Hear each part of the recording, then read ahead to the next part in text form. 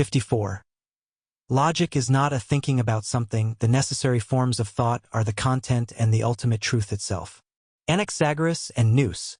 Hegel praises the ancient Greek philosopher Anaxagoras for proposing nous, thought, as the principle of the universe. This aligns with Hegel's view of logic as reflecting the core structures of thought. Intellectual view of the universe. Hegel advocates for an intellectual view of the universe, where the essence of reality is understood through thought. Logic becomes the pure form of this view. Logic not about external reality. Hegel clarifies that logic isn't about analyzing some pre-existing reality. It's about the necessary forms and self-determinations of thought. These forms are the core structures of how we reason and understand the world. Logic as content and truth. This reiterates a central idea in Hegel's view of logic. The forms and structures of thought themselves, content, are what constitute ultimate truth. Connection to previous passages. This passage builds on the ideas discussed earlier. Logic beyond formality. It reinforces the argument that logic isn't a mere collection of external rules. It's about the inherent structures of thought. Logic and unveiled truth. It aligns with the idea that mastering logic allows us to access fundamental truths. Here, these truths are the necessary forms and self-determinations of thought that govern our understanding of everything. In essence, Hegel positions his view of logic within a historical tradition that values reason. He argues that logic isn't a tool for analyzing external reality, but rather the foundation for understanding reality through the structures of thought itself. These structures are not empty formalities. They are the very essence of truth. 55. One must discard the prejudice that truth must be something tangible. Hegel argues against a misconception of truth and defends his view of logic by contrasting it with Plato's theory of forms. Here's a breakdown of the key points. Against tangible truth. Hegel criticizes the prejudice that truth must be something tangible or physical. He argues that this view even affects how people understand Plato's forms. Misunderstanding Plato's forms. Some see Plato's forms, perfect, unchanging concepts, as existing in another realm, separate from the physical world. Hegel disagrees. He argues that forms represent the universals or notions of things, which are the essence of their reality. Notion and actuality. According to Hegel, something is truly actual only when it reflects its notion, its essence or concept. Things that deviate from their notion become less real and approach nothingness. The focus on tangibility or physical existence misses this point. Logic and the object. Hegel appeals to logic itself.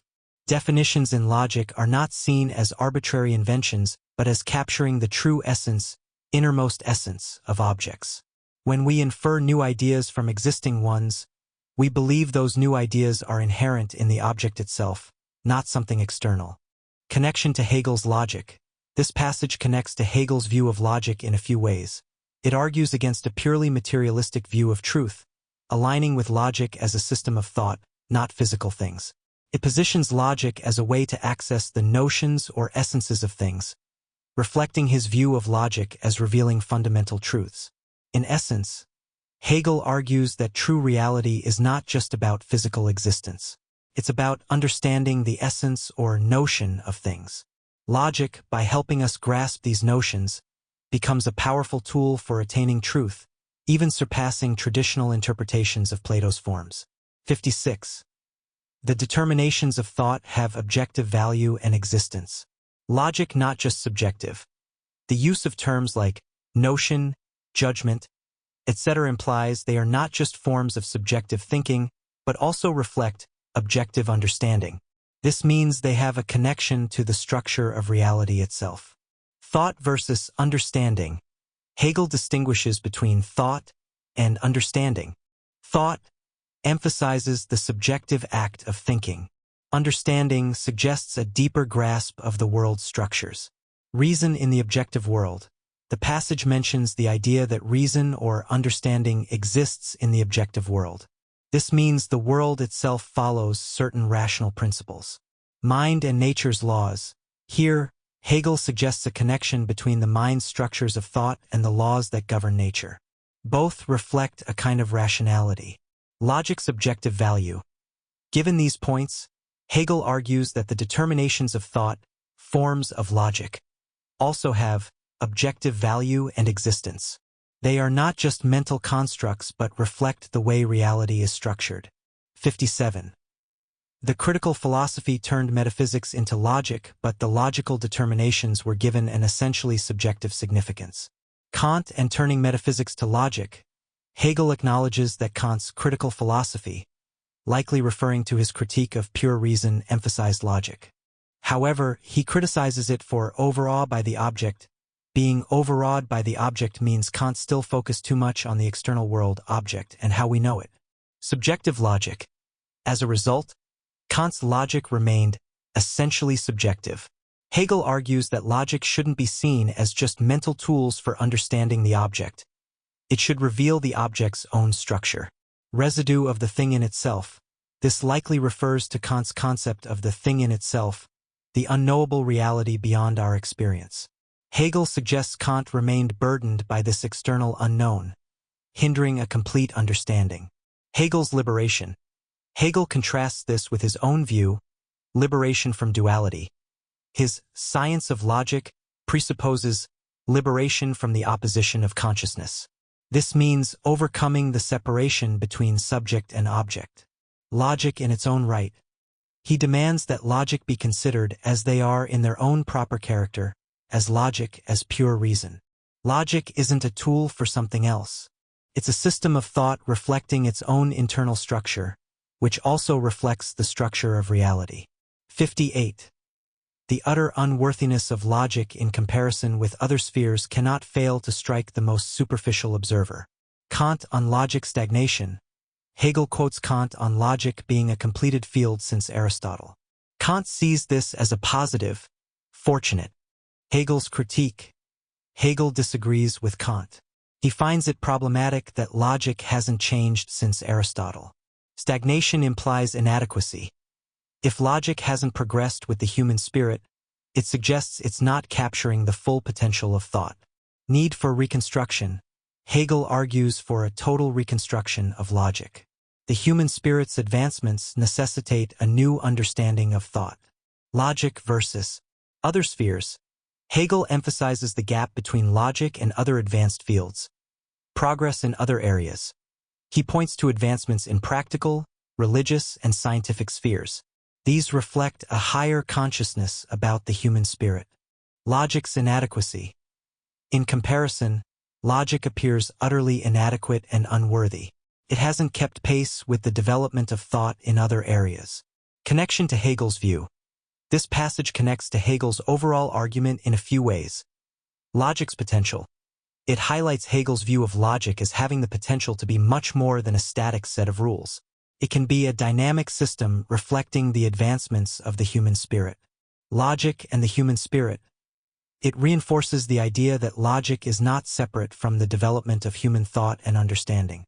In essence, Hegel criticizes Kant for accepting the limitations of traditional logic. By comparing logic stagnation to the advancements in other fields, Hegel argues for a fundamental shift in how we understand logic. It should be a dynamic and evolving system that reflects the full potential of human reason. 59. Logic, as exhibited in the textbooks, may be said to have fallen into contempt. Need for reconstruction recognized. Hegel argues that the need for a reconstruction of logic has already been long since felt. This suggests there's a widespread recognition of the limitations of traditional logic. Contempt for traditional logic. He describes logic presented in textbooks as having fallen into contempt in both its form, structure, and content, ideas. People see it as outdated and irrelevant. Logic by tradition, not conviction. Logic is still included in education, but Hegel suggests it's more out of tradition than genuine belief in its value. People don't see the commonplace content and empty forms of traditional logic as useful. Connection to Hegel's argument. This passage reinforces Hegel's overall argument about the shortcomings of traditional logic. Traditional logic is outdated. It highlights the widespread perception of traditional logic as irrelevant and unhelpful. Need for new approach.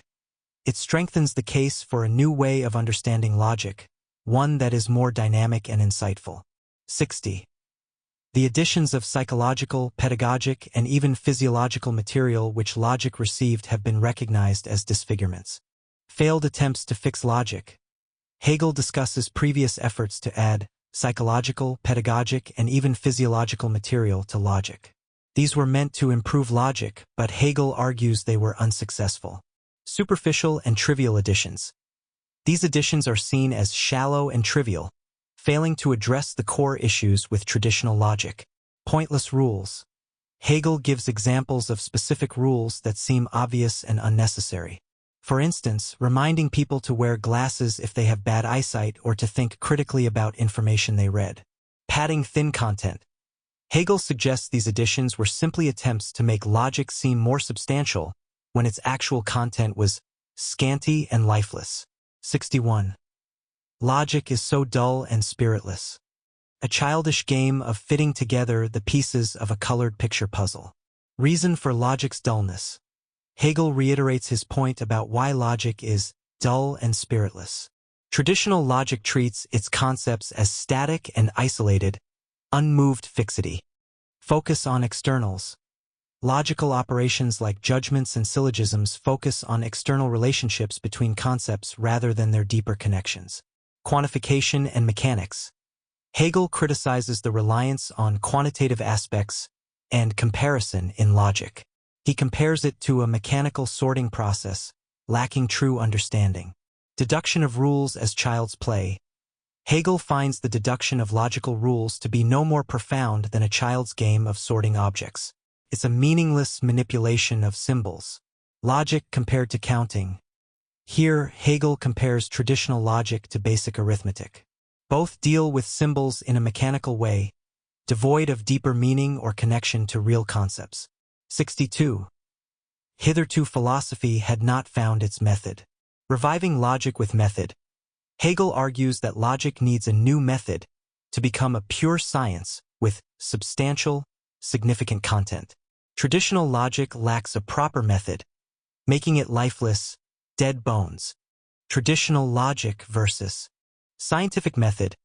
Hegel criticizes the current method of logic, comparing it to a crude form of empirical science, like classifying objects. He argues true logic should have a more rigorous method, like a pure science. Mathematics method inappropriate. While praising the method of pure mathematics, Hegel argues it's not suitable for logic. Math deals with abstract quantities, while logic deals with concepts and their relationships. Hegel's promised method. He mentions his discussion of a proper method in the preface to the Phenomenology of Spirit and promises to elaborate on it in his Logic itself. Critique of past philosophers. Hegel criticizes philosophers like Spinoza and Wolff for applying the method of mathematics to logic and philosophy. This, according to Hegel, is a mistake. Philosophy's lack of method. Hegel argues that philosophy, unlike mathematics or some sciences, hasn't found the right method yet. It has either borrowed flawed methods or rejected method altogether. Method explained within logic. Hegel avoids fully explaining the method here. He claims a full explanation of the true method of philosophical science belongs within the actual study of logic itself. Method as self-awareness of logic. The method is described as the consciousness of the form of the inner self-movement of the content of logic. This suggests the method is a way for logic to become aware of its own internal structure and dynamic processes. Lenin's comments on this, truth as science, is pure self-consciousness unfolding itself. 35. Objective thinking. The concept, as such, is that which exists in and for itself. 35. 36. Clericalism, God, the realm of truth, etc., etc. 63. It is the inwardness of the content, the dialectic which it possesses within itself, which is the mainspring of its advance. Example in the Phenomenology of Mind. Hegel mentions his book Phenomenology of Mind as an example of applying his method to a more concrete object consciousness. Dialectical process. He describes the method as involving forms of consciousness that resolve themselves through negation. Each form encounters a contradiction within itself, negates that contradiction, and emerges as a higher form. This process reflects the dynamic nature of thought and reality. Negation as progress. Hegel emphasizes that negation in this context is not simply destruction. The negation is positive because it leads to a more complex and richer understanding. From simple to complex. The process starts with a simple concept and through negation builds towards a more intricate system of notions. These notions, reflecting reality's structure, are interconnected and build upon each other. Specificity and content. Hegel clarifies that negations are not generic but specific. Each negation targets a particular limitation of the previous concept, leading to a more nuanced understanding. This ensures the process has content and builds on itself. Unity of opposites. The final result of this process is a unity of itself and its opposite. Each concept integrates the previous concept and its negation, reflecting the dynamic nature of reality where seemingly opposing forces are interconnected. Confidence in his method. Hegel acknowledges his method for logic might not be fully fleshed out yet, but he expresses strong confidence in its truth. He calls it the only true method. Method reflects content. He connects the method's truth to its unique characteristic. It's not separate from the content of logic itself. The method is the inwardness of the content, meaning it reflects the internal structure and dynamic processes of logic itself. Logic self-movement. This method is like the dialectic which logic possesses within itself, referring to the self-propelling process of negation and development discussed earlier. Scientific logic. Hegel claims that expositions of logic that don't follow his method cannot be truly scientific. Only his method aligns with the course of the subject matter itself, meaning it reflects the inherent movement of thought and reality. 64. The divisions and chapter headings are only of historical value. They do not belong to the content. Structure and method. Hegel acknowledges that the divisions, headings, and explanations in his book, This Work, are not necessarily how his method works in its purest form. For beginners, these elements are included for a practical reason. To help beginners grasp the material, they provide a preliminary survey and a sense of the overall structure. Historical value only. Hegel downplays the importance of these external structures.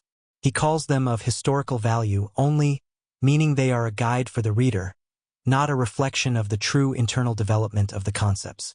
Content versus scaffolding. Hegel emphasizes that the true content and body of the science lies in the self-unfolding process of the logic itself, driven by the dialectical method. The headings and explanations are like scaffolding that helps readers approach the content, but they are not the content itself. Knowing the end beforehand, Hegel suggests the structure might even be misleading because it reveals the sequence of its moments, the order of concepts, before they are organically developed through negation. This foreshadowing might hinder a full understanding of the dialectical process. 65. Such preliminary definitions and divisions are in themselves nothing else but such external indications.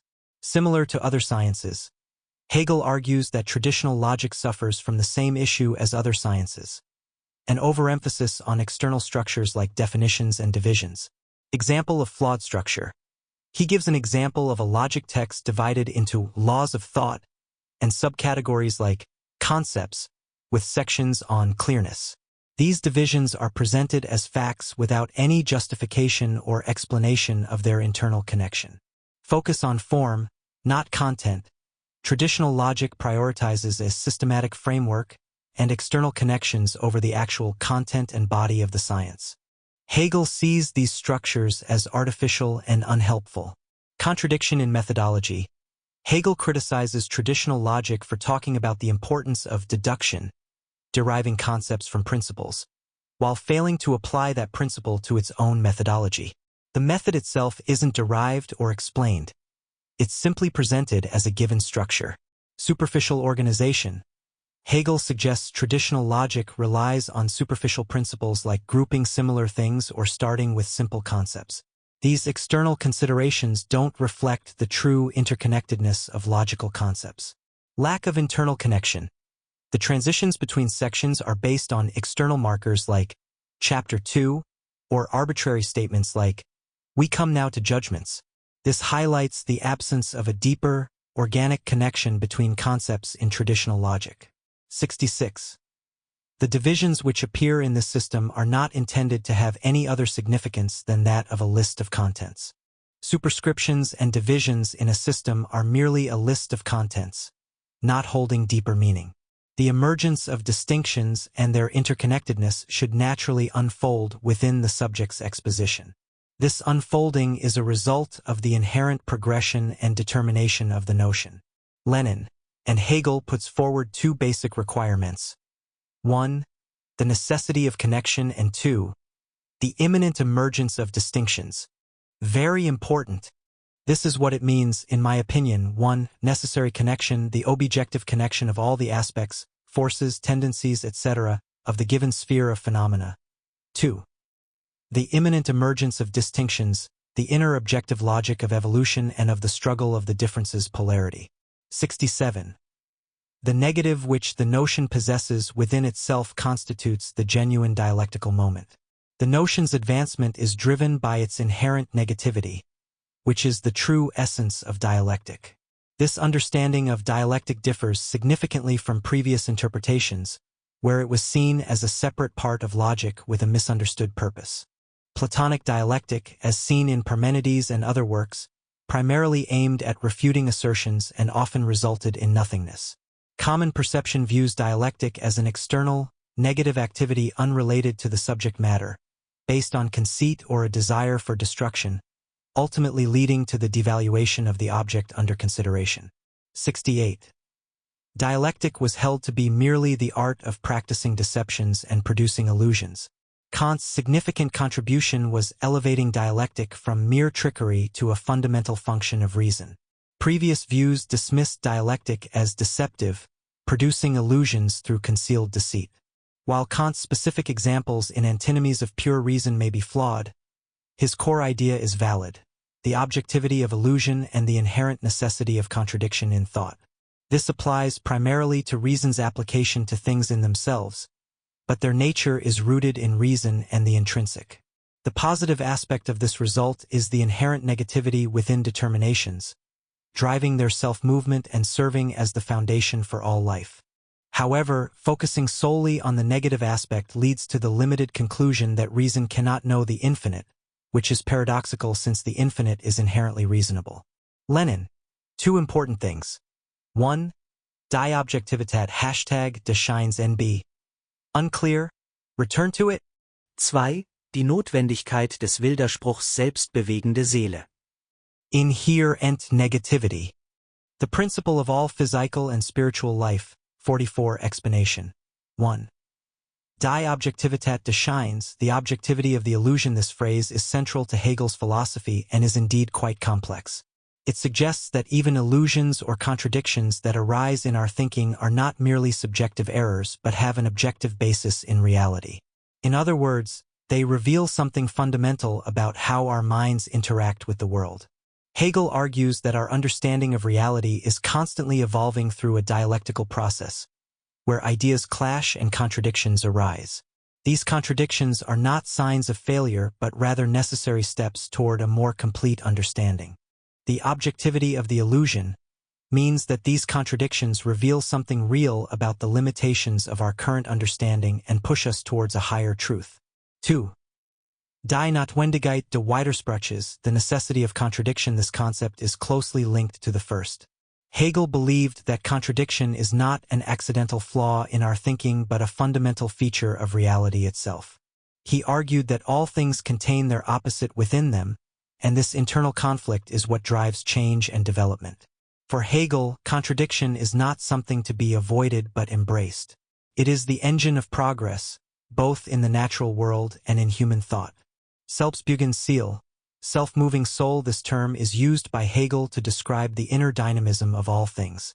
He believed that everything, from the smallest particle to the largest galaxy, has an inherent drive to move and change. This drive is not imposed from outside but comes from within, like a self-moving soul. This concept is linked to Hegel's idea of the dialectic, where the internal contradictions within things drive them to evolve and develop. Inherent negativity and the principle of all life. Hegel's notion of inherent negativity refers to the idea that all things contain within themselves the seeds of their own destruction. This negativity is not a flaw but a necessary part of the dialectical process. It is what allows things to change and evolve. Hegel sees this negativity as the source of all life, both physical and spiritual. It is the force that drives all growth and development. Without this inner conflict, there would be no change, no progress, and ultimately no life. Let me know if you'd like to delve deeper into any of these concepts. 69. Dialectic is the grasping of opposites in their unity or of the positive in the negative. Speculative thought consists in grasping the unity of opposites. This is the most important, yet difficult aspect of dialectic for the untrained mind. Unpracticed thinking must first focus on abstract thinking and holding on to fixed concepts. A logical exposition for this purpose would adhere to traditional divisions and definitions, avoiding the dialectical aspect. Such an exposition would resemble usual logic presentations in structure, but differ in content. It would serve as practice for abstract but not speculative thinking. This cannot be achieved by popular logic mixed with psychology and anthropology. It would provide a methodical picture, but the underlying dialectical method would remain hidden. 70. It is one thing for him who comes to logic for the first time, but another for him who comes back to it from these sciences. Two aspects of logic. Logic, like grammar, has two distinct values depending on the learner's experience. Beginners. For those new to logic, it seems like a collection of dry, arbitrary rules with no inherent meaning. Experienced learners. For those returning to logic after studying other sciences, it becomes a tool for understanding the spirit and culture behind a language or subject. Initial perception. Initially, logic appears as an isolated system of abstractions, separate from other knowledge. Compared to other sciences, logic seems empty and insubstantial when compared to the richness and apparent reality of other sciences.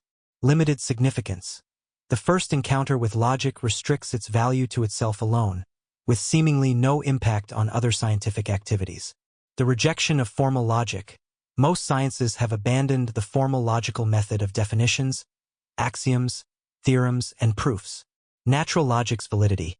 So-called natural logic now prevails in sciences, relying on intuition and common sense rather than explicit knowledge of thought processes. Independent content. The content of these sciences is considered independent of formal logic, appealing more to senses, emotions, and practical interests. Lenin, logic resembles grammar, being one thing for the beginner and another thing for one who knows the language and languages, and the spirit of language. It is one thing for him who approaches logic and the sciences in general for the first time, and another thing for him who comes back from the sciences to logic. Subtle and profound. 71. Only after acquaintance with the other sciences does logic cease to be a merely abstract universal and reveal itself as the universal which embraces the wealth of the particular.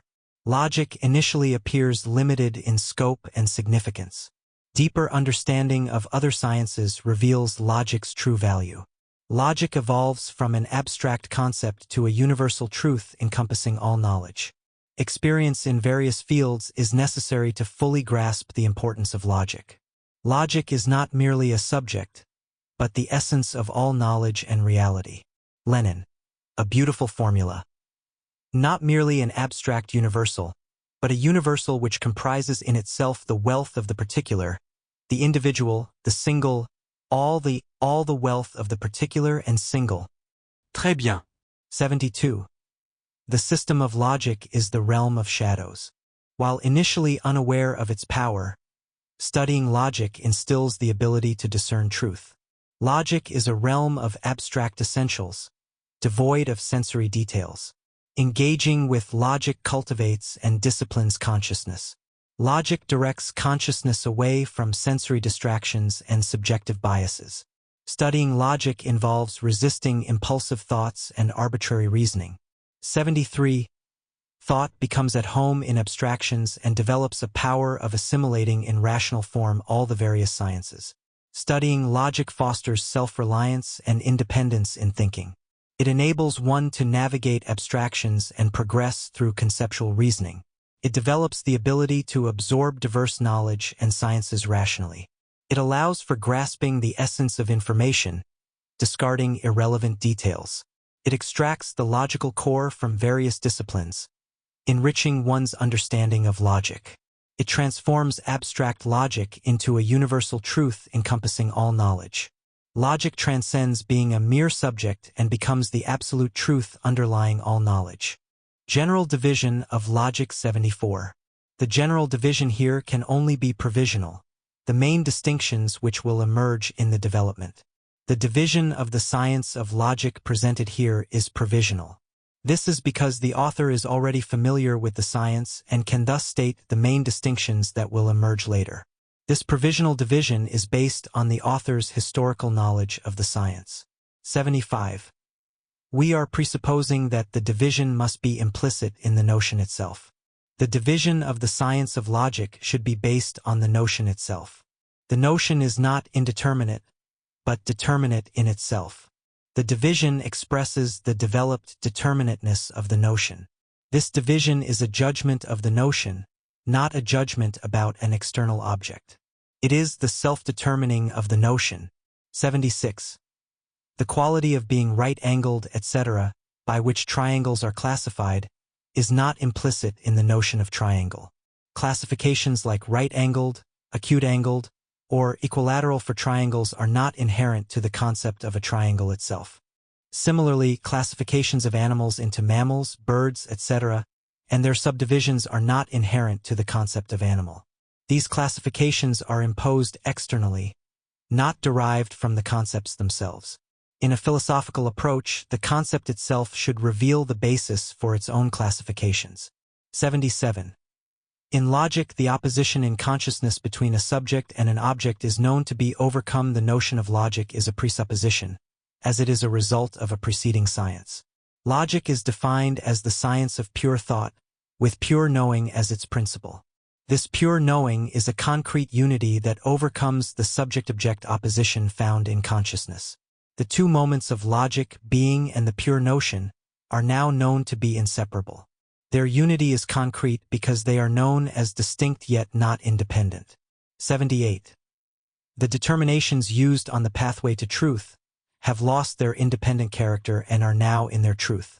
This concrete unity serves as the logical principle and element of development. The division, as a judgment of the notion, posits the inherent difference without dissolving the unity. The unity remains the element, and distinctions arise within it, not from external sources. Earlier determinations like subjectivity-objectivity, thought-being, notion-reality lose their independence and become forms within the unity. In their difference, they implicitly retain the whole notion, which is posited under its own specifications in the division. 79. Accordingly, logic should be divided primarily into the logic of the notion as being and of the notion as notion. The division of logic should focus on the whole notion, firstly, as the notion in the form of being, the notion of reality or being. Secondly, as the notion as such, the notion existing for itself. This corresponds to the notion in itself, inorganic nature, and the notion for itself, thinking beings, sentient animals, organic individuality. Therefore, logic can be divided into objective logic, the logic of the notion as being. Subjective logic, the logic of the notion as notion. 80. There results a sphere of mediation. This is the doctrine of essence. The division of logic into objective and subjective logic must also account for the relationship between these two aspects. This results in a sphere of mediation, where the notion is a system of reflected determinations. This represents being transitioning into the inwardness of the notion. This is the doctrine of essence, positioned between being and the notion. In this work, the doctrine of essence is included in objective logic, reserving the character of subject for the notion itself. 81. Objective logic would correspond in part to what with Kant is transcendental logic. Kant introduced the concept of transcendental logic, which partly corresponds to objective logic as discussed here. Kant distinguishes transcendental logic from general logic. Transcendental logic deals with notions referring a priori to objects, not abstracting from the content of objective cognition. It contains the rules of pure thinking of an object. It also deals with the origin of cognition that cannot be attributed to objects. Kant's main focus is on this second aspect, the origin of cognition not derived from objects. 82. Kant's chief thought is to vindicate the categories for self-consciousness as the subjective ego. Kant's main focus is to justify the categories for self-consciousness as the subjective ego. This view remains within the opposition of consciousness, with an empirical element of feeling and intuition, and a thing in itself external to thought. The thing in itself is an abstraction, a product of merely abstractive thought. Some of Kant's disciples suggest that objectifying is an original act of consciousness, without the idea of the ego itself. This objectifying act, free from the opposition of consciousness, is closer to thought as such. 83. Consciousness embraces within itself the opposition of the ego and its object which is not present in that original act. This objectifying act should not be called consciousness, as it lacks the ego-object opposition found in consciousness. The term consciousness gives it a semblance of subjectivity, even more so than the term thought.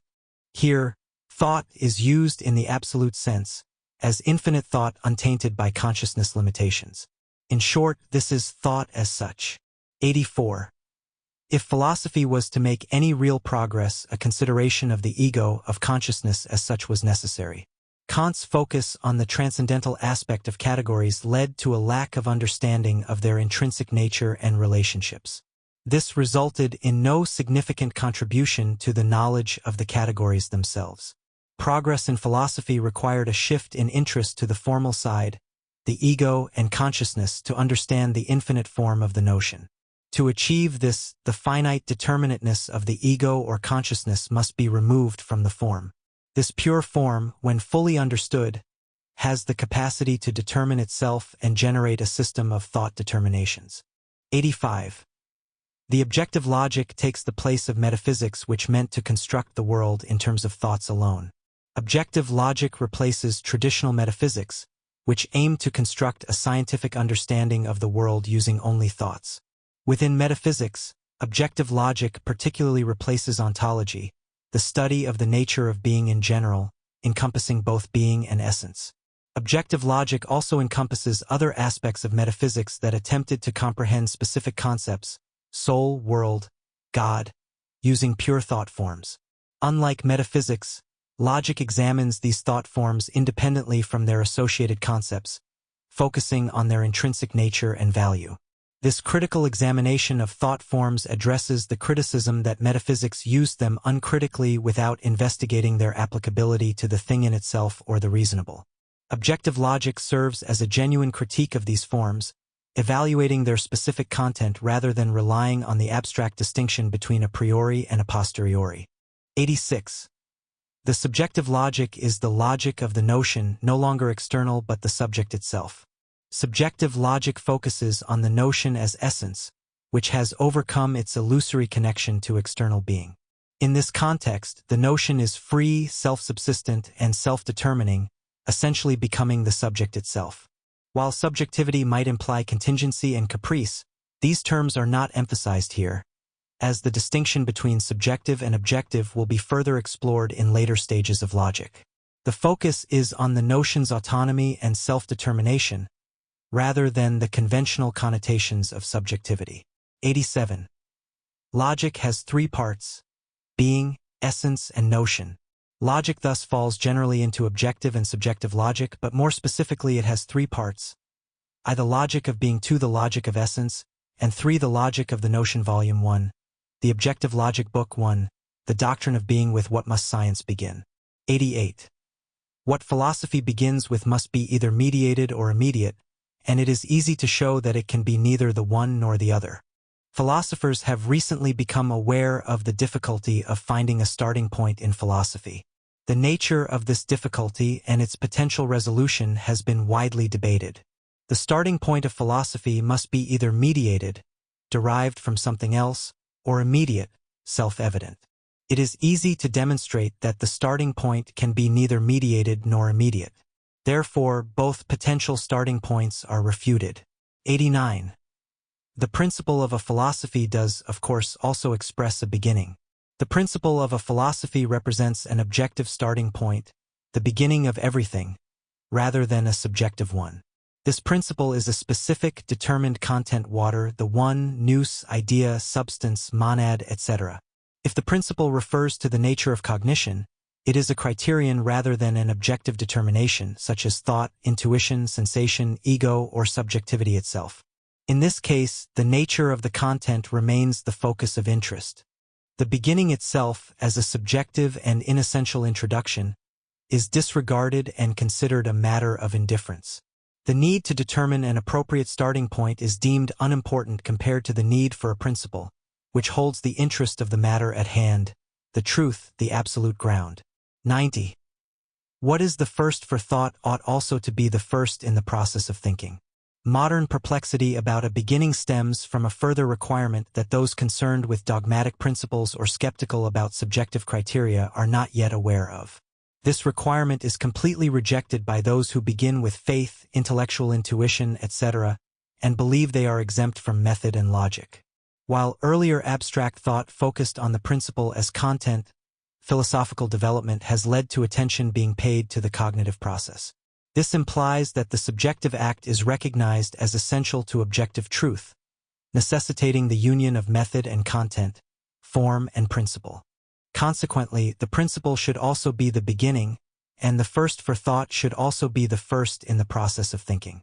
91. The logical beginning appears either as a mediated result or as an immediacy.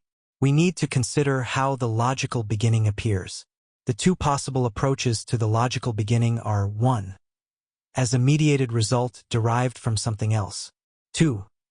As a beginning proper and immediacy self-evident and not derived. 92. There is nothing in heaven, or in nature or in mind or anywhere else which does not equally contain both immediacy and mediation.